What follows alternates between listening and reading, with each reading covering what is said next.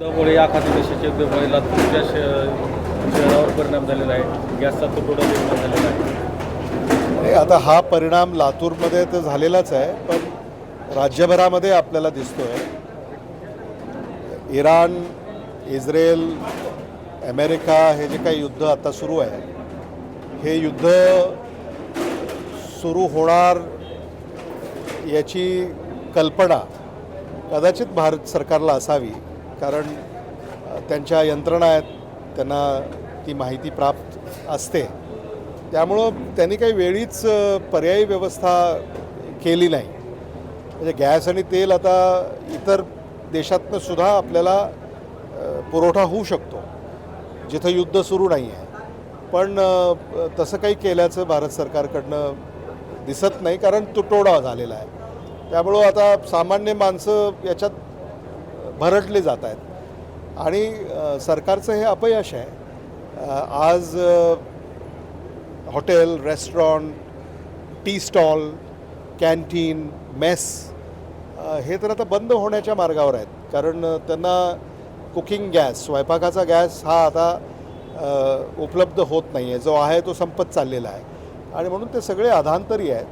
मला असं वाटतं की ज्या गांभीर्यानं सरकारनं याला घ्यायला पाहिजे होतं, मग ते भारत सरकार असेल, महाराष्ट्र सरकार असेल, त्याला याने घेतलं नाही, असंच आमचं मत आहे. मराठी शाळांची जर एकंदरीत परिस्थिती पाहिली तर अतिशय बिकट आहे. यासाठी शासनाकडे काही आपण काही पाठपुरावा करणार नाही, मराठी शाळा ज्या आहेत, शेवटी त्या शाळेच्या खोल्या आणि त्या सगळ्या व्यवस्था, शौचालय, अभ्यासिका, वाचनालय, अनेक ठिकाणी याला निधी फारच तुटपुंजा सरकारकडनं दिला जातो. आणि विशेषतः महाराष्ट्रामध्ये आता मराठी भाषा सरकारनंच हे सांगितलं की आता इंग्रजी माध्यमाकडं महाराष्ट्रातल्या जनतेचा कल आहे, असं महाराष्ट्र सरकारच्याच सर्वेक्षणामध्ये निष्पन्न झालेलं आहे.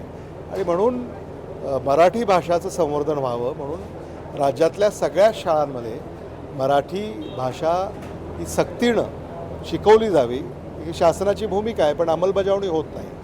आणि म्हणून हिंदी माध्यमांच्या शाळा असतील, गुजराती माध्यमांच्या शाळा असतील, पंजाबी माध्यमांच्या शाळा असतील, कानडा माध्यमांच्या शाळा असतील किंवा तेलुगू माध्यमांच्या शाळा आहेत, उर्दू माध्यमांच्या शाळा आहेत, त्या महाराष्ट्रामध्ये या सगळ्या माध्यमांच्या शाळांमध्ये मराठी सक्तीची असली पाहिजे. हे आम्ही त्यांना आग्रहानं सांगितलं. त्यांनी आता जूनपासनं ते होईल असं सांगितलं आहे. बघूया. जिल्हा नियोजन समितीच्या बैठकीत आज 26 लाखाच्या कामाला स्थगिती दिली आणि विकास कामाला खेळा घातल्याचा आरोप भाजपने केला आहे. शेवटी लातूर शहर महानगरपालिकेच्या अंतर्गत जी कामं होणार आहेत त्या सर्वसाधारण सभेचा तो अधिकार आहे.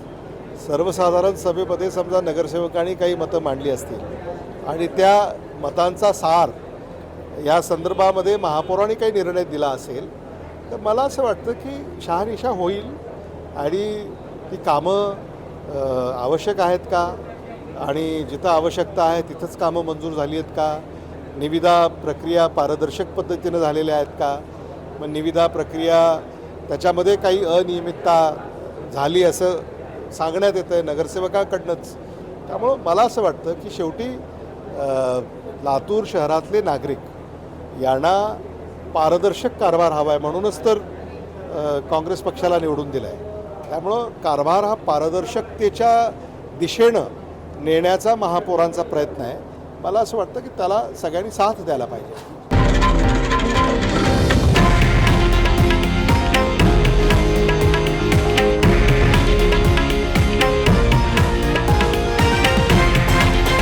हे आहे देशातील नंबर 1 न्यूज नेटवर्क आणि आपण पाहत आहात TV9 मराठी, एकमेव.